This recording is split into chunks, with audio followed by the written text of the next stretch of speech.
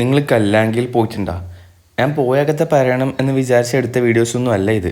പക്ഷേ മഴയും കൊണ്ട് 6 മണിക്ക് ശേഷമുള്ള കുളിയും കഴിഞ്ഞിട്ട് ശരീരം തണുത്തപ്പോൾ അടുപ്പിനടുത്ത് നിന്നതാണ്. അപ്പോൾ കഥ പറയാനൊരു മോഹം. ചുരുളി സിനിമയിൽ ആ മൂപ്പരെ വഴുതെറ്റിക്കുന്ന മാടനില്ലേ, അതുപോലത്തെ ഒരുത്തിൻ്റെ കൂടിയാണ് ഇന്നത്തെ എൻ്റെ യാത്ര. പക്ഷേ ഇവനൊരു നല്ല മാടനാണ് കേട്ടോ. ഇവനെപ്പോഴൊരു ചങ്ങായി എല്ലാവർക്കും ഉണ്ടാകില്ല. മരത്തിന് കയറ് കെട്ടിയിട്ട് ചാകാൻ കൊക്കയിലേക്ക് ചാടിയ ചങ്ങായി നിങ്ങൾക്കുണ്ടാവും. ഇല്ലല്ലോ, അതാ ഞാൻ പറഞ്ഞത്. എനിക്ക് 100-ൽ 90% ഉറപ്പാണ് ലിജോ ജോസ് പെല്ലിശ്ശേരിക്ക് ഇതുപോലെയുള്ള വഴികളായിരിക്കും ചുരുളിക്ക് ഐഡിയ കൊടുത്തത്.